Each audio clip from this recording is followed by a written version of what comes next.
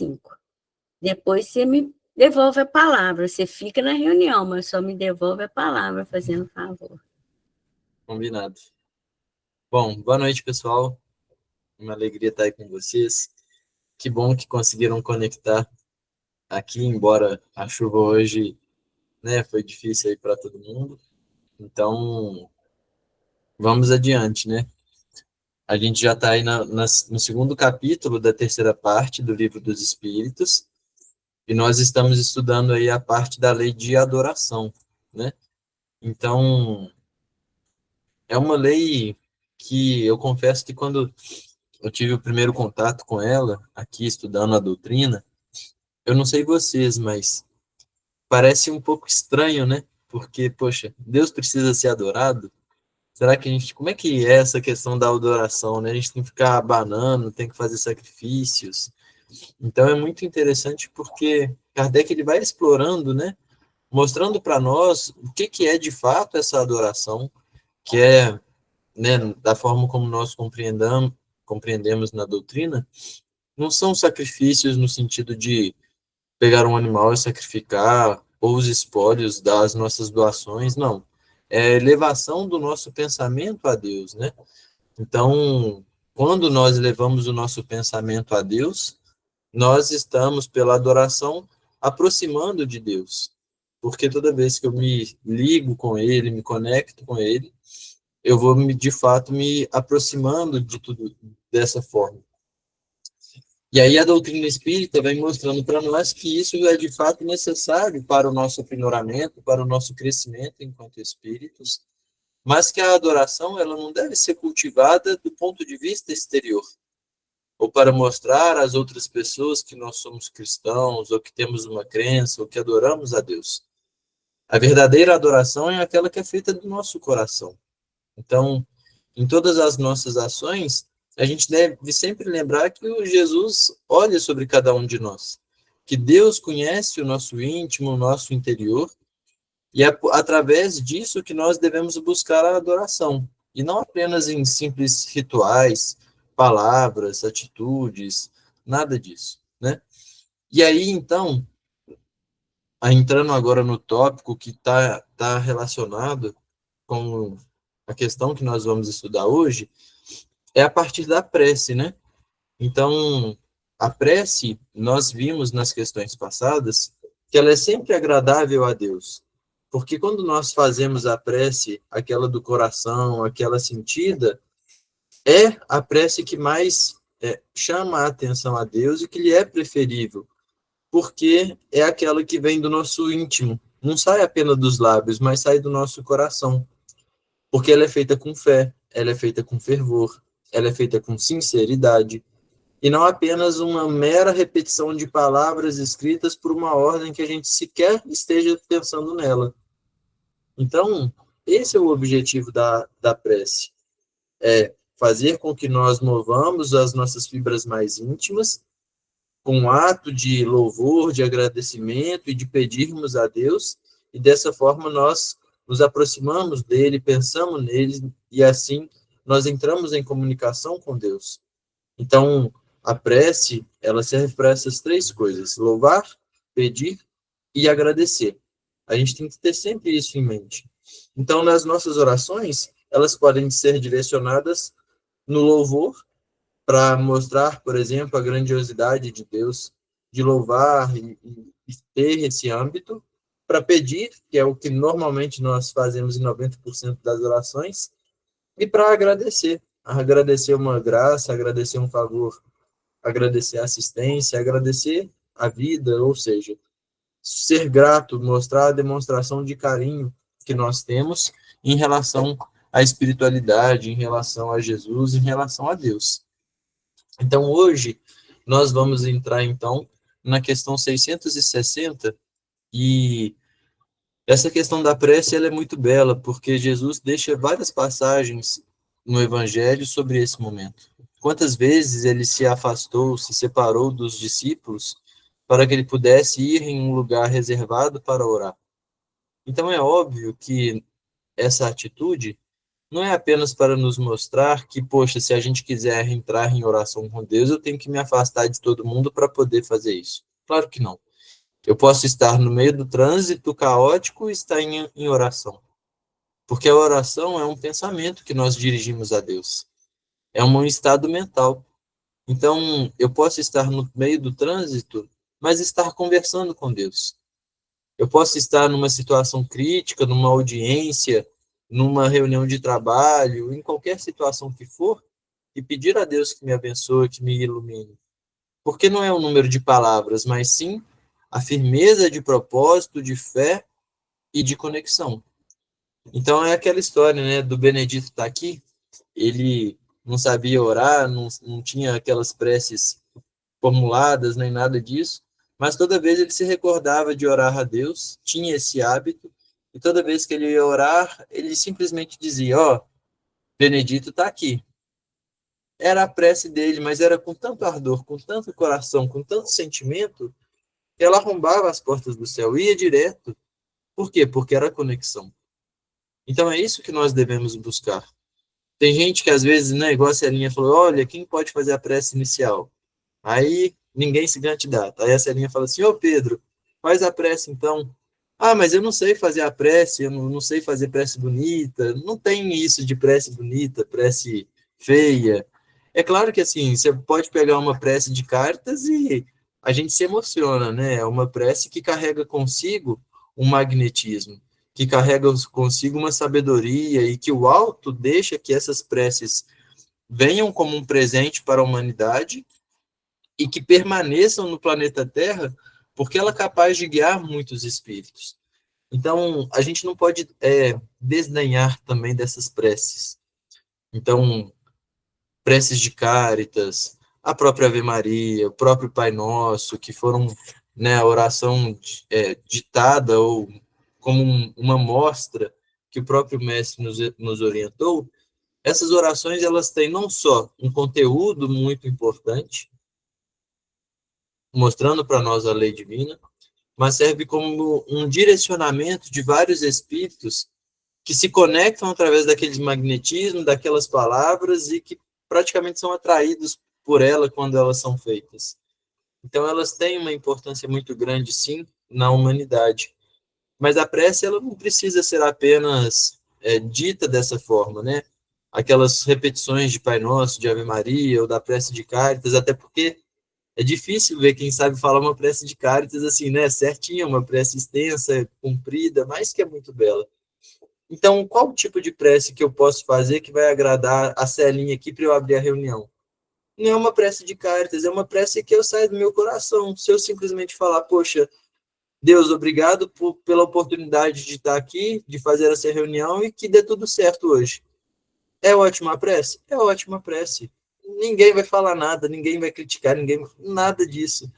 Mas é uma inibição natural que nós temos pela falta de contato mesmo de fazer a prece ou de fazer a prece mediante a outras pessoas. Eu me recordo de um caso que alguém me contou, não sei se foi o Edson ou se foi outra pessoa que me contou, que certa vez num evento na Aliança Municipal Espírita, que assim, as pessoas que estão lá são pessoas antigas do movimento espírita, né? Assim, que têm mais contato e são trabalhadores ativos do movimento espírita. E aí foram iniciar a reunião e fazem igual a Celinha fez aí de costume. Olha, quem poderia fazer a prece? Ah, fulano, você pode fazer a prece para gente? Posso fazer a prece. Aí a pessoa fechou os olhos, todo mundo fechou o olho, e aí aquele silêncio se manteve. Aí, de repente, a pessoa fala assim, que assim seja. Aí um olha para o outro, outro olha para um e fala assim, mas o que aconteceu? A pessoa fez a prece só para ela mesma. E foi isso e continuou a reunião, foi embora e começaram a prece, porque a pessoa ficava inibida de falar na frente de todo mundo, de fazer a prece, ela fez ali no pensamento, fez só para ela. Então são situações que acontecem com todo mundo, mas que a gente não precisa temer nem nada disso, né? Então, vamos entrar na questão 660, propriamente dita, para a gente poder ver de forma curiosa, vamos dizer assim, a pergunta que Kardec faz. Porque ele diz assim na 660, a prece torna melhor o homem? Eu achei essa pergunta assim, muito interessante, porque de onde que surge essa conexão, né? Será que só através da oração nós nos melhoramos e isso tem de fato uma utilidade? Porque as pessoas elas perdem, né? Vamos tirar a gente que está envolvido com a doutrina ou que está envolvido com as religiões, até mesmo que nós conhecemos a doutrina. Vamos fazer uma própria autoanálise. Nós temos o hábito de fato de orar, de fazer uma prece? Se a gente repassar o nosso dia corrido, tumultuado, das nossas obrigações e tudo mais, a gente se preocupa em fazer de fato uma oração, de se conectar com Deus, tem esse hábito durante o dia. Por que não faz o seguinte, então, Muitas ó? vezes nós percebemos que somos falhos nesse sentido ainda. 700 pra você. Agora, imagina as pessoas que não estão em conexão ou que não têm são aqueles espíritas não praticantes, ou os católicos não praticantes, aquelas pessoas que assim acreditam em Deus, mas não, ainda estão longe de fazer um movimento de vivência do evangelho. As pessoas elas vão perdendo esse hábito da prece. E aí como que isso está ligado à nossa melhoria moral? Como que isso nos torna melhor? E é isso que Kardec quer saber. E os espíritos dizem que a prece torna melhor o homem. Porquanto aquele que ora com fervor e confiança se faz mais forte contra as tentações do mal e Deus lhe envia os bons espíritos para assisti-lo. Então, olha a forma com que nós nos tornamos melhores através da oração. Então, primeiro, não é qualquer prece. A oração ela tem que ser feita com fervor, ou seja, tem que colocar vontade, tem que ser do coração, tem que ser aquela prece que a gente impõe e sente, a gente sente quando sai aquela prece fervorosa, aquela prece diferente, aquela prece que a gente sente, que a gente se emociona. Então, isso é o fervor. Não é simplesmente aquela prece que sai dos lábios protocolar. Então, essa oração é a que engrandece e melhora o homem. E segundo ponto, tem que ser com confiança. Então, tem que ser aquela oração que, de fato, mostra com que nós confiamos em Deus. Porque a confiança, na verdade, ela é algo muito importante e que tem relação ali com a questão de que algo, vamos dizer assim, que algo não falhará, de que é bem feito ou forte o suficiente para cumprir a sua função. Né? Então, é dar crédito, é ter fé. Então, essa confiança nós precisamos depositar em Deus e ter a certeza de que sempre que nós desejarmos esperança, fé, resignação, coragem, Deus vai nos assistir. Então, essas são as duas características que ele coloca para nós, que são importantes e características que vão engrandecer nós, enquanto espíritos, através da oração. Por que que isso vai ser importante? Porque ela vai nos ajudar nas tentações do mal. Então, a pessoa que ora com fervor e com confiança, ela tem menos chance de se obsidiar, por exemplo. Ela tem menos chances de deixar cair pelas tentações, de deixar domar pelos maus pensamentos. Então, a confiança ela nos ajuda nisso. E Deus lhes envia os bons espíritos para assisti-lo. Ou seja, quando a gente nos conecta com Deus através da oração, naturalmente nos conectamos com os bons espíritos que vêm ao nosso auxílio, que vêm ao nosso socorro.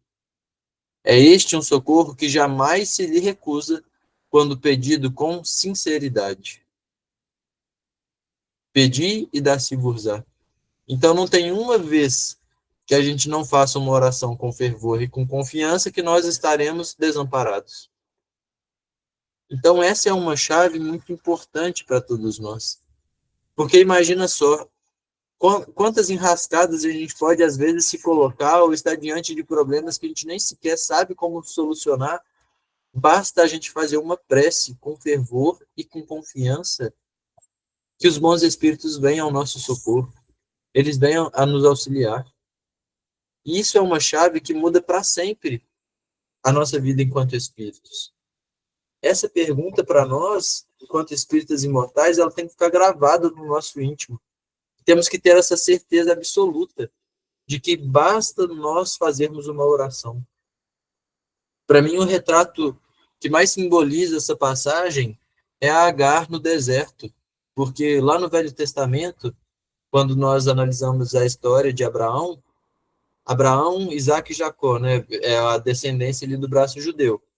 Só que nós temos ali Ismael, que é o patrono dos árabes, vamos dizer assim, dos muçulmanos, e ele, na verdade, foi filho, né, junto com de Abraão com a sua serva, não foi feito com a sua esposa. E aí, isso dá uma confusão danada, ela é expulsa para o deserto, enfim, e lá no deserto, quando a Sara, aliás, a Agar, né, Sara era a esposa de Abraão, quando Agar está no deserto, junto com Ismael, uma criança, né, bem pequena, ela estava sendo expulsa da aldeia de Abraão, porque a Sara ficou com ciúmes, ela não estava respeitando, enfim, a gente não vai entrar nesse mérito, mas ela vai para o deserto, e quando ela está no deserto, o pouco de pão que ela tinha e a água do odre que ela carregava acabou. E ela não tinha o que fazer, porque, poxa, se você está no deserto, você e seu filho, pequeno, e a sua água acaba, você sabe que vai morrer. Não tem, assim, só se aparecer um socorro ali para te tirar daquela situação, porque no deserto, sem água, você não tem muito tempo de vida. E ela, percebendo essa situação, ela pega a criança, coloca debaixo do arbusto e grita, começa a chorar em desespero, porque não queria ver o seu filho morrer, e pede ajuda, pede assistência. O seu filho, percebendo aquele pedido, aquele desespero em que a mãe se encontrava, ele também começa a fazer um pedido. Ele pede ajuda. E nisso aparece o anjo. E pergunta a ele: Agar, o que aconteceu? O que você está fazendo aqui? O que você precisa de ajuda? Então é isso. Não importa a situação que a gente esteja vivenciando. Quando nós orarmos com fervor e com confiança, os anjos do Senhor virão ao nosso encontro e nos direcionarão para o caminho que nós precisamos. Nem sempre o remédio que eles nos ofertarão será doce. A gente espera que os remédios, as orientações que vêm do alto, sejam sempre um manjar celeste, como diz Emmanuel. Mas não vai vir dessa forma. Pode ser que as soluções, os caminhos que nós teremos que percorrer sejam árduos, sejam escassos, sejam difíceis. Mas nós não estaremos sós. Eles estarão ao nosso lado. Então, isso é muito importante. E o desdobramento dessa questão, na 660A, Kardec pergunta: como é que certas pessoas que oram muito são, não obstante, de mau caráter, ciosas, invejosas, impertinentes, carentes de benevolência e de indulgência, e até algumas vezes viciosas? Então aqui ele rasga o véu, né? Ele não quer nem saber, porque ele diz assim: olha, tem muita gente que na aparência elas oram demais, passa o dia inteiro rezando, fazendo um monte de oração, mas elas não, essas orações que elas estão fazendo não estão melhorando ela. Como é que então se torna melhor? Porque elas são impertinentes, elas são invejosas, elas são carentes de benevolência. Ele não está fazendo no sentido de julgamento, mas no sentido de observação e querendo compreender aquele fato. Por que isso se dá? Aí os espíritos dão outra chave. O essencial não é orar muito, mas orar bem. Quantos de nós oramos bem? Se bobear, a gente nem ora muito. Orar bem, então, é mais difícil, mas é a chave. Então, o que Jesus espera de nós não é que passamos o dia em oração, mas que nos poucos minutos que nós nos dediquemos à oração, seja uma oração boa, seja orar bem. Essas pessoas supõem que todo o mérito está na longura da prece e fecham os olhos para os seus próprios defeitos. Ou seja, as pessoas que procedem dessa tal forma acreditam que a salvação ou que o melhoramento vem através da longura das preces e esquecem de analisar a si próprio, de conhecer a si mesmo. de compreender as suas próprias imperfeições morais. Fazem da prece uma ocupação, o emprego do tempo, nunca, porém, um estudo de si mesmo. A ineficiência em tais casos não é do remédio, e sim da maneira por que o aplicam. Então, a oração, na verdade, ela significa para nós um autoconhecimento. Ela significa para nós uma autoanálise de como nós somos, de como está a nossa condição.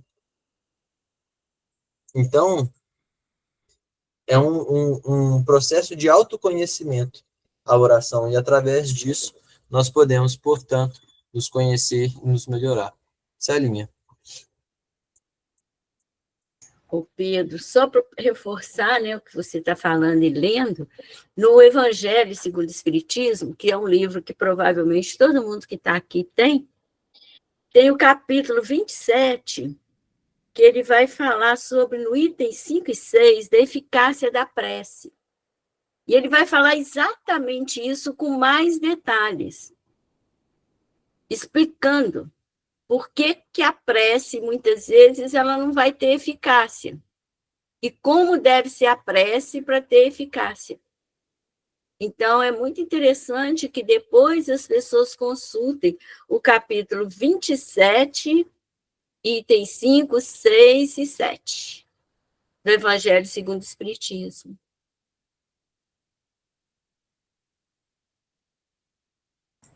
Ótimo, Celinha. Eu coloquei no chat para o pessoal também, para depois consultarem, porque é importante, assim, a prece, Kardec vai abordar ela, acho que em todos os livros da codificação, porque ela é muito importante e com muita riqueza de detalhes, né?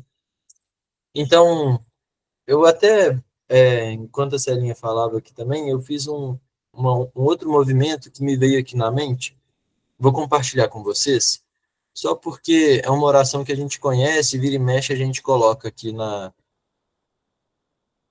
música, né?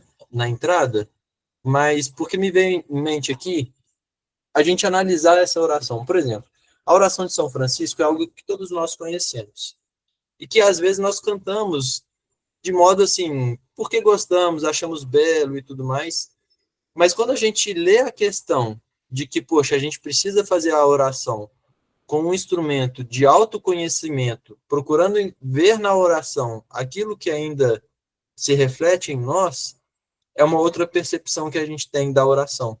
Então a gente pode fazer esse treino, vamos dizer assim, aqui de forma rápida, não quero me alongar nisso, só para a gente perceber. Ele diz assim: Senhor, fazei de mim um instrumento de vossa paz.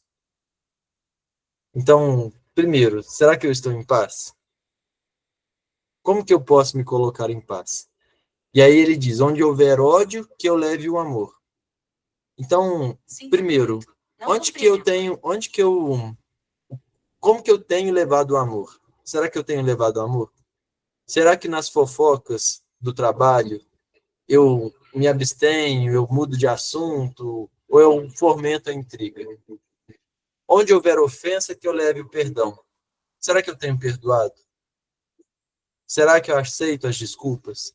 Será que eu me coloco à disposição de resolver aquela situação ou eu fico de birra? Paro de conversar, vou para um canto, não quero saber da outra pessoa. Onde houver discórdia, que eu leve a união. Será que eu tento conciliar as outras pessoas? Fazer com que as pessoas reconsiderem os pontos de vista, que elas saibam e percebam, e eu mesmo perceba, a boa parte daquela pessoa em detrimento das imperfeições? Onde houver dúvida, que eu leve a fé. Será que eu, de fato, fomento a certeza na imortalidade da alma? Será que eu inspiro a outra pessoa a continuar adiante? Será que eu levo a verdade? Será que eu não sou omisso quando me colocam em xeque? Será que eu sou portador da esperança, da alegria, da luz? Ó Mestre, fazei que eu procure mais consolar do que ser consolado. Será que eu quero mais receber elogios, aplausos, atenção, ou eu quero servir? Ou eu quero ser útil? Ou eu quero me preocupar com os outros? Compreender do que ser compreendido. Será que eu quero que a outra pessoa compreenda o meu lado, que ela aceite o meu ponto de vista, ou eu vou compreender o que a outra pessoa está pensando, quais são as razões pelo qual ela tomou aquela decisão, tomou aquela atitude, pelo qual ela fez aquilo?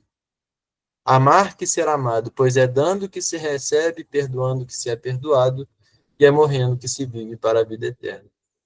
Então percebe que numa simples oração, que às vezes a gente passa batido, a gente não faz esse processo de olhar para dentro de nós mesmos, de fazer uma reflexão interior e perceber, poxa, como que está sendo a minha atitude baseado nessa oração? A gente percebe também orações belíssimas nas obras espíritas que nós lemos, né? Então, André Luiz, quando ele relata para nós alguns encontros, né, ou trabalhos que eles vão fazer no mundo espiritual e que ali alguns espíritos fazem as preces, são preces assim maravilhosas, mas que refletem justamente essa condição em que o espírito tem ciência de como ele se encontra, daquilo que ele já angariou, daquilo que ele já conquistou, mas também da sua pequenez mediante a imortalidade e a Deus e a condição de espíritos perfeitos. Então, é um processo diferente, é um processo de autoidentificação, autoconhecimento, para entender o que já é nosso, o que já é tributo conquistado, mas o que ainda falta para nós, de fato, avançarmos na escala espírita. Alguma consideração, pessoal, sobre essas questões? Alguém quer fazer mais algum comentário? Celinha. Ô Pedro, pegando um gancho nisso também, a prece da Sagrada Mãe, que toda reunião de quinta-feira o Edson fala para nós, quando o Edson não está, é a Cida. Será que a gente presta atenção nas palavras dessa prece? Será que a gente acompanha cada palavra que o Edson fala da Sagrada Mãe? Porque a prece é muito bonita, mas é importante nós acompanharmos as palavras.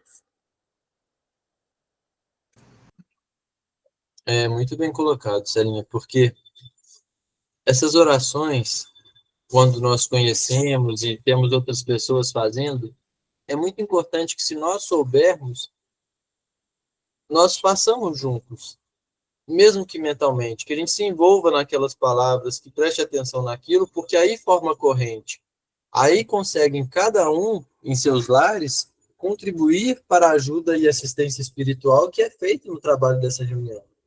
A Celinha mesmo falou que no início a gente não tem noção de quantas pessoas que assistem conosco essa reunião.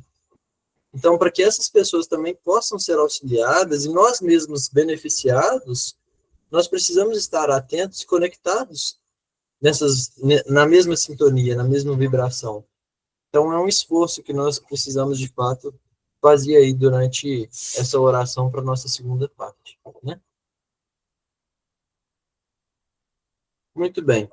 661. Poderemos, utilmente, pedir a Deus que perdoe as nossas faltas? Pedir a gente sempre pode pedir, mas isso é útil? E aí eles respondem: Deus sabe discernir o bem do mal. A prece não esconde as faltas. Aquele que a Deus pede perdão de suas faltas, só o obtém mudando de proceder. As boas ações são a melhor prece, por isso que os atos valem mais que as palavras. Então eu posso pedir a Deus para perdoar as minhas faltas. Agora, Deus sabe muito bem o que é de fato verdadeiro, o que é do coração e o que são apenas palavras. Então, aquele que Deus pede perdão de suas faltas, a gente só vai obter isso, como eles dizem, mudando o nosso proceder. Então, poxa, se toda semana eu cometo o mesmo equívoco, peço a Deus para perdoar as minhas faltas, mas eu continuo agindo da mesma forma, como é que fica? Não faz sentido. É por isso que as boas ações são a melhor prece. Então eu peço a Deus, através da minha oração, para que me ajude a superar aquele desafio, que me ajude a superar aquele vício, aquele tormento, aquela dificuldade que eu já percebi que eu tenho, que eu enfrento, e que eu ainda cedo à tentação, ou que ajo de acordo de uma forma que eu não gostaria mais de agir. Então, eu posso pedir a Ele para me ajudar a vencer isso. E os bons espíritos vão vir ao meu encontro e me auxiliar. Mas eu preciso impor a minha vontade, a minha disciplina para mudar essa situação. Porque senão, de nada vale. Então, não adianta eu equivocar, cometer os mesmos delitos repetidamente sem me esforçar e sem, de fato, superar aquilo. Então, eu preciso ter em mente que o meu esforço na minha transformação moral, ele tem papel preponderante. É a melhor prece que nós podemos fazer. É o esforço ativo para que eu mude. Porque é aquilo que Paulo diz, o bem que eu quero fazer, eu não faço, mas o mal que eu não quero fazer, esse eu ainda faço. Mas eu estou evitando fazer esse mal, eu estou me transformando. Porque, senão, não é válido. Então, assim, eu posso ser super impaciente, mas se a cada semana eu melhoro 1/10, já é um progresso, mesmo que eu ainda seja impaciente. E isso tem mais valia para Deus do que eu simplesmente falar assim, Senhor, me perdoa, porque eu sou impaciente mesmo. Meio que terceirizando, ou falando assim, não, nessa encarnação não tem como eu ficar paciente. Isso daí vai ter que ficar para a próxima. Não é assim que funciona. A gente precisa compreender que as nossas ações são as melhores formas que mais agradarão a Deus. Outro tópico. Pode-se, com utilidade, orar por outrem? Então, eles esclarecem. O espírito de quem ora atua pela sua vontade de praticar o bem. Atrai assim, mediante a prece, os bons espíritos, e esses se associam ao bem que deseja fazer. Então, ou seja, quando nós estamos orando por outra pessoa, então alguém liga o telefone e fala assim, ô fulano, faz uma oração para o ciclano, ele está internado, ou ele vai fazer uma prova, ou ele está passando por uma dificuldade, ou porque ele conseguiu uma coisa que ele tanto queria, enfim, então eu peço a outra pessoa para rezar por ela. E aí, como é que funciona isso? Quando eu faço uma oração pela Celinha, por exemplo, eu estou impondo a minha vontade de praticar o bem. Ou seja, eu quero assistir, eu quero fazer o bem, eu quero fazer o amor, a caridade, e eu estou impondo a minha vontade para isso. Consequentemente, todas as vezes que nós impomos a nossa vontade para auxiliar outra pessoa, para ajudar, para fazer o bem, eu sou assessorado pelos bons espíritos.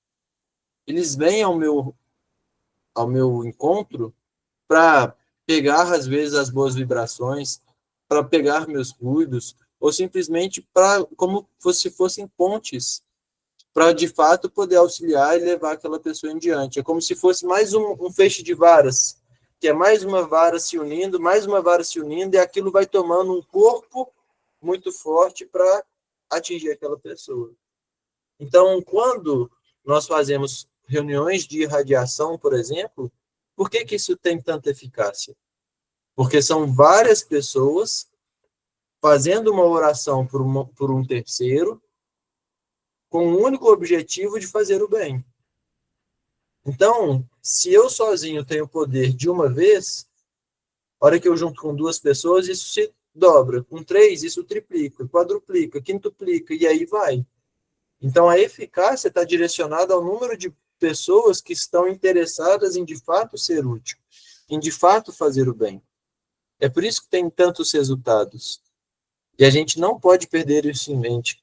A gente não tem noção dos benefícios de uma boa irradiação, uma irradiação verdadeira, como que elas podem ser úteis e como podem produzir o bem a outras pessoas. Então, essas orações a gente sempre pode fazer pelos outros. E elas não estão restritas apenas aos encarnados. Há muito tempo, a Igreja Católica, né, ela tinha, não sei como é que está a situação hoje, mas ela colocava, né, como estigma de que nós não poderíamos rezar pelos mortos, vamos dizer assim. E eu me recordo fazendo o evangelho no lar, aqui em casa, porque assim, Só eu e a Carol somos espíritas. Por parte de pai, todo mundo evangélico. Por parte de mãe, todo mundo católico. E quando a gente faz o evangelho todo mundo junto, a gente faz o evangelho segundo o Espiritismo.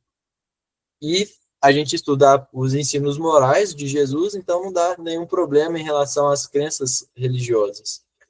Mas eu me recordo uma vez, quando saiu no Evangelho segundo o Espiritismo, essa questão de orar pelos mortos, que meus avós ficaram super encucados. Eles falaram assim, mas como é que eu vou rezar pelos que já morreram? Isso não pode. E aí a gente foi conversar, e foi mostrar e tudo mais, e naquele dia a gente fez uma oração por todos que eram da nossa família e que já tinham falecido. Então, os próprios pais dos meus avós, né, os irmãos, os familiares, enfim, essa oração, ela é indistinta, seja a pessoa estando encarnado, desencarnado, ou a gente nem sequer sabendo se a pessoa já reencarnou novamente, não importa. A partir do momento em que a gente direciona uma oração a uma pessoa específica, essa oração irá chegar. E a gente não sabe quantas orações nós recebemos de gratidão. E nós não sabemos também se aquela oração que nós estamos fazendo, às vezes, é a única que a pessoa está recebendo naquele momento. Isso é muito importante também. A gente pode, e eu não me recordo agora ao certo, se alguém se lembrar, pode ficar à vontade aí para comentar, mas, se não me engano, é lá no André Luiz, né, no Nosso Lar, que ele recebe a oração daquela senhora que consultava gratuitamente com ele, e você vê, era uma pessoa que ele nem tinha, nem, assim, nem queria atender, atendia meio que tocado, assim, mas aquele ato para a senhora representava tanto que ela o conservava nas suas orações, e que aquelas orações elas foram fundamentais para o André Luiz quando chegou no mundo espiritual. Olha que coisa! Olha o poder da oração por outra pessoa. Então, às vezes, a gente vai encontrar um morador de rua que a gente nem tem vínculo, nem sequer está próximo ali. Mas quantas pessoas são capazes de fazer uma oração por aquela pessoa? A gente não tem poder não tem noção de que uma simples prece por uma pessoa daquela pode significar na vida dela enquanto espírito imortal. Então, a gente não deve deixar de orar pelos outros. Que a gente comece a criar esses hábitos de colocar nas nossas rotinas poucos minutos de oração sincera e verdadeira por nós e pelos outros. E aí sim, nós estaremos cercados de bons espíritos para poder, de fato, atuar e nos melhorar como espíritos imortais. Algum comentário, pessoal, sobre essas duas questões? Todo mundo calado hoje? Ah, aqui, ó. Kardec tem um comentário sobre essa questão. O pensamento e a vontade representam em nós um poder de ação que alcança muito além dos limites da nossa esfera corporal. Então, o pensamento e vontade, lá na Gênese, no livro A Gênese, do Kardec, ele vai mostrar para nós que o pensamento e a vontade, eles representam para nós como se fossem as mãos, os braços, vamos dizer assim, pelo qual os espíritos conseguem atuar no mundo espiritual. Então, o pensamento e a vontade, assim como o livro que a Cida leu, a mensagem no início, Pensamento e Vida, esse livro Pensamento e Vida é uma cartilha que é adaptada de um treinamento, de um curso, vamos dizer assim, que nós temos no mundo espiritual para os espíritos que irão reencarnar. Então, eles têm esse curso para poder compreender de como que o pensamento atua na nossa vida. E aí, Emmanuel pegou esse curso e adaptou essa cartilha, né, fez como se fosse uma cartilha para nós. E lá ele vai mostrar para nós como que o pensamento atua completamente na nossa vida. Como que o pensamento é o espelho da nossa alma. E como que ele está intrinsecamente ligado à vontade. Então, os dois, eles representam para nós um poder de ação que nós não sequer temos noção, né, e que vão além dos limites da nossa esfera corporal. Continua Kardec. A prece que façamos por outrem é um ato dessa vontade. Ou seja, nós estamos impondo a vontade para fazer uma oração a outra pessoa. Se for ardente e sincera, pode chamar em auxílio daquele por quem oramos os bons espíritos, que lhe virão sugerir bons pensamentos e dar a força de que necessitem seu corpo e sua alma. Ainda que a prece do coração é tudo, a dos lábios nada vale. Ou seja, se a prece for ardente, for sincera, for do coração, nós estaremos trazendo em nosso auxílio os bons espíritos que serão direcionados àquelas pessoas que nós estamos orando para lhe fomentarem e lhe colocarem aquilo que eles necessitam e não aquilo que eles pedem. O que eles necessitam para o seu corpo e para a sua alma. Então, esse corpo não está restrito apenas ao corpo físico. Nós podemos estar orando por uma pessoa desencarnada e que ali também ela necessitará de intervenções no perispírito. E os bons espíritos podem atuar nisso tudo.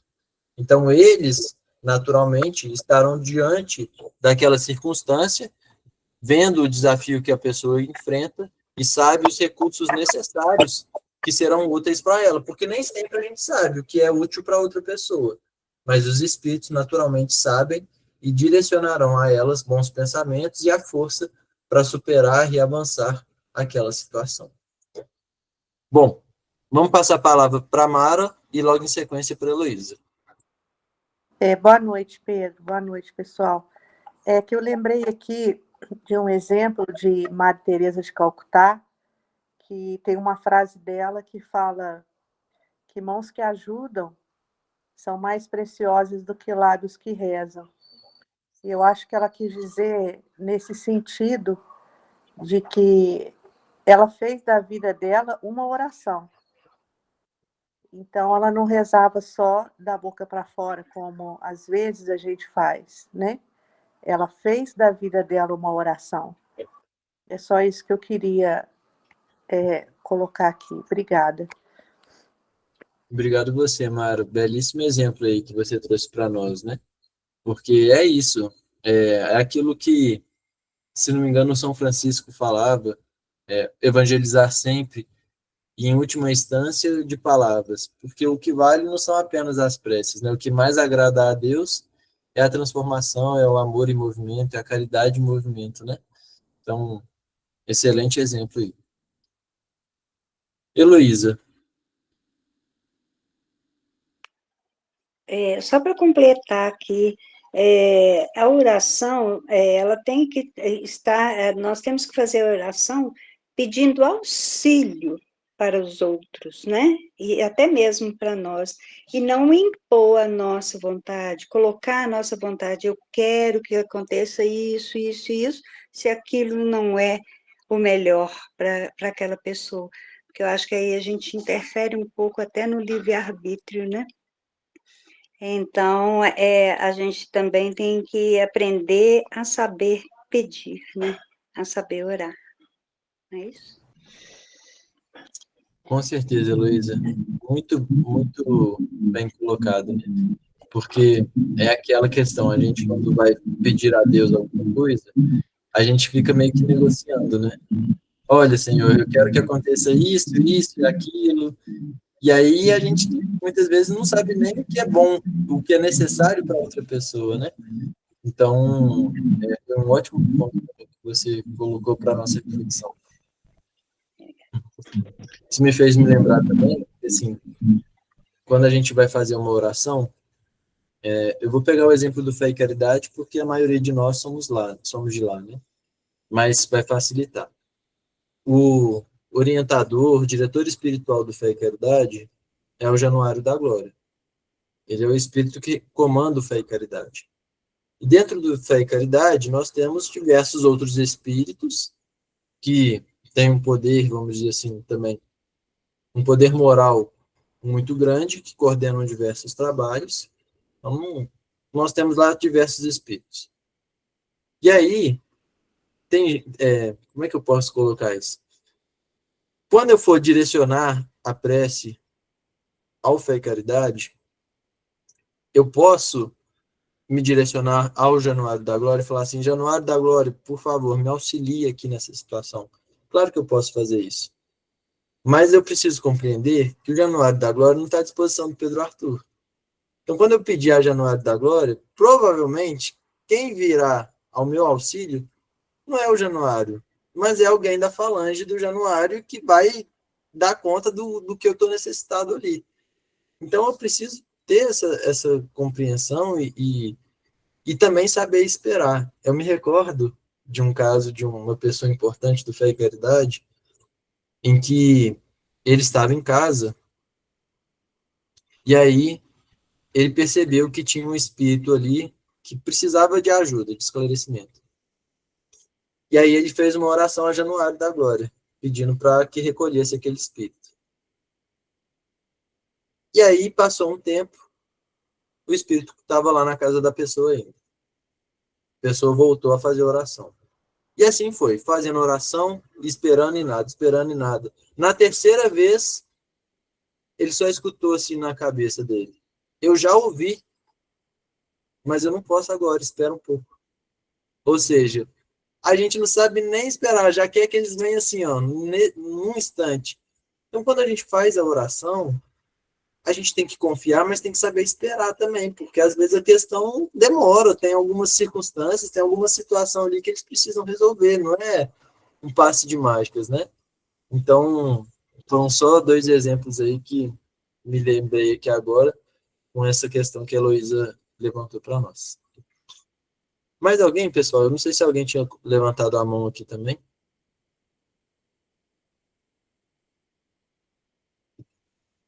Acho que não, né?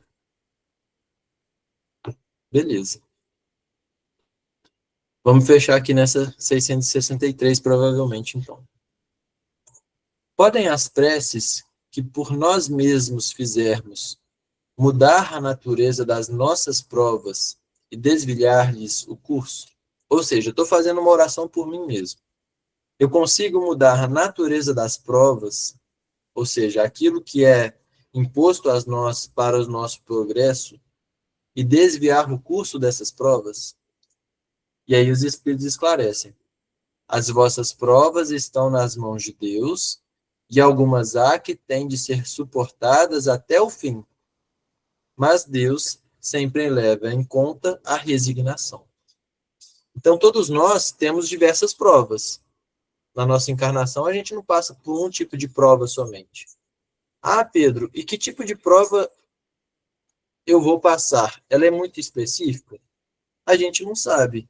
Mas provavelmente a maioria das nossas provas, elas não são de caráter tão específico assim. Como que a gente pode exemplificar para deixar isso mais claro? Então, o Pedro ele precisa passar pela prova da miséria, por exemplo. Agora, as circunstâncias que acontecerão para o Pedro passar pela miséria, isso vai variar muito, de acordo com as decisões que eu tomar, do contexto que eu tiver inserido, das pessoas que vão estar me cercando. Então, a especificidade dessa miséria, ela pode variar. Mas que eu passarei pela miséria, isso é um tipo de natureza das provas. Então, essas provas, nós enfrentamos diversas ao longo da encarnação. Algumas dessas, não tem o que fazer. Eu vou ter que ir até o fim suportando essa prova. E aí os Espíritos esclarecem, mas Deus sempre leva em conta a resignação. Então, eu tenho uma longa jornada pela frente, e como eu vou suportar isso, como eu me manterei resignado, Deus vai levar em consideração, mesmo que essa prova não possa ser mudada. Mara, fica à vontade para a gente ir aos pouquinhos. É que eu lembrei aqui de um caso que o Divaldo Franco contou, que um rapaz ele veio, né, reencarnou, já a prova dele seria num acidente de carro, ele perder os braços por devido débito de vidas passadas. Só que na vida, quando ele reencarnou, ele foi uma pessoa muito bacana, sabe? Se envolveu no centro espírita com projetos para ajudar, só fez o bem, sabe? Se tornou uma pessoa de bem. Então, isso levou muito em consideração. E veio o dia do acidente. Ele sofreu o acidente, sim, mas ele perdeu um dedinho. Então, assim, é isso que você está falando aí, né? Ele fez da vida dele uma oração, ele mudou, ele voltou todo para o bem. E então, isso tudo levou em conta, né? E ele não perdeu os 2 braços, ele perdeu um dedinho. Exatamente. Ótimo exemplo, assim, ou seja, a prova ele precisava que passar, ele tinha ou prova, expiação, né? Tinha alguma coisa ali que ele precisava passar, mas como a Heloísa também disse, a vida, né, foi ali de uma oração, ou seja, mudança de hábito, de comportamento, tudo aquilo que ele se dedicou, fez com que aquilo fosse levado em conta, ou seja, uma coisa foi mudada, mas outra precisou ir até o fim. Então, Deus leva em conta essa resignação, essa ação que nós tomamos mediante a vida. A prece traz para junto de vós os bons espíritos. Então, isso daí já está mais do que claro para a gente. E dando-vos estes a força de suportá-las corajosamente, menos rude elas vos parecem. Então, quando nós fazemos a prece por nós mesmos, pedindo a Deus que nos dê força e coragem para suportar as provas e expiações que nos são impostas, nós temos a sensação de que elas são mais brandas, são mais suaves, são mais leves. Imagina a amargura de uma pessoa que se considera materialista, que não crê na existência de Deus, que não crê na ajuda dos bons espíritos. É muito mais difícil ela passar por um câncer, por uma perda de um ente querido, por um revés financeiro.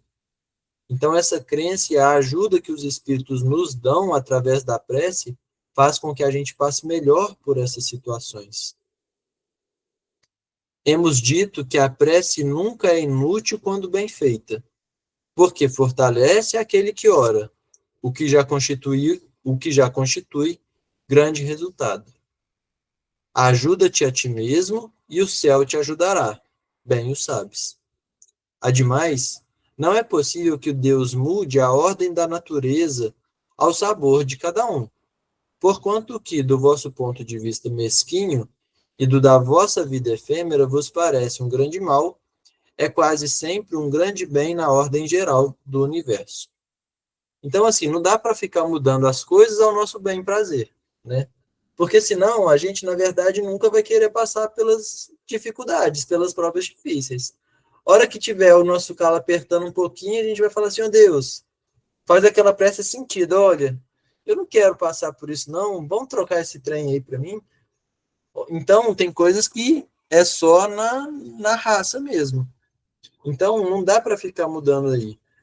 E os espíritos relatam aqui algo que também está lá no Evangelho segundo o Espiritismo, que eles colocam, tem uma mensagem que eles dizem assim, é nesse ponto de vista que vocês precisam se levar acima da matéria, porque muitas vezes onde nós enxergamos o mal está o bem, e muitas vezes onde enxergamos o bem está a nossa perdição.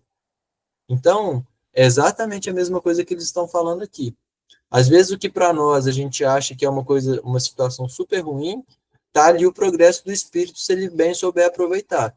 E às vezes quando a gente olha a vida de uma pessoa e acha que está excelente, está tudo uma maravilha e a gente queria estar da mesma forma, às vezes ali está a nossa perdição. Então, a gente precisa ter isso bem claro. Além disso, de quantos males não se constitui o homem o próprio autor? São as vicissitudes da vida atual e das existências passadas. Lá no capítulo 5 do Evangelho, eles deixam claro para nós que a maioria das nossas vicissitudes são decorrentes da nossa vida atual. Pela sua previdência ou pelas suas faltas, ele é punido naquilo em que pecou. Todavia, as súplicas justas são atendidas mais vezes do que supondes. Julgais de ordinário que Deus não vos ouve, porque não faz a vosso favor um milagre, enquanto vos assiste por meios tão naturais que vos parecem obra do acaso ou das forças das coisas. Muitas vezes também as mais das vezes, ele vos sugere a ideia de que vos fará sair da dificuldade pelo vosso próprio esforço.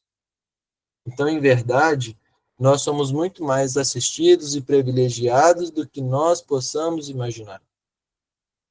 Então, nós fazemos uma oração e dizemos assim: nossa, não aconteceu nada, Deus não me ouve, Deus não me ajuda a sair disso. E, de repente, vem uma ideia, aparece uma pessoa, acontece uma situação, e que daqui a pouco aquilo ali é solucionado, os caminhos se resolvem. E a gente acha que a gente que solucionou aquilo, mas não percebe Deus arquitetando tudo aquilo por detrás. Então, nós precisamos perder essa cegueira íntima, que não consegue reconhecer a grandiosidade e a benevolência de Deus por todas as coisas. Então, que nós saibamos nos empenhar para não procurar faltas que nós mesmos cometemos pelas nossas imprevidências, pela nossa preguiça, pela nossa pouca vontade de impor a disciplina, de impor a vontade na mudança das coisas. Mas que também nunca nos falte a vontade de se colocar em contato com os bons espíritos, de se aproximar de Deus através da oração. Porque não há um único momento em que nós fizermos uma prece fervorosa, sincera, do coração, que nós não sairemos dela mais fortalecidos, mais revigorados, com maior capacidade de resistir, de superar e de ir adiante. Então, que esse recurso que Deus nos forneceu a todos seja sempre muito bem utilizado por nós. Então, agradeço aí o carinho, a paciência, a colaboração de vocês conosco para a gente concluir esse estudo de hoje. É com você aí, Sarinha. Ô Pedro, muito obrigada. E realmente, a prece é uma grande responsabilidade, né? Porque a gente faz muitas vezes a prece como se estivesse conversando com um guarda-roupa, né? Se esquece que é dirigida a Deus. E muitas vezes a gente fala com Deus e determina para Deus o que a gente quer que ele faça. Então, a gente faz a lista, a nossa listinha, como se a gente fosse no mercado, e a hora que a gente quer, né? E o calendário. Ou seja, marca a hora que Deus vai nos responder, vai nos atender, como se ele fosse nosso funcionário. Então, também com os espíritos. Quantas vezes a gente pede aos mentores, aos espíritos, impondo, né?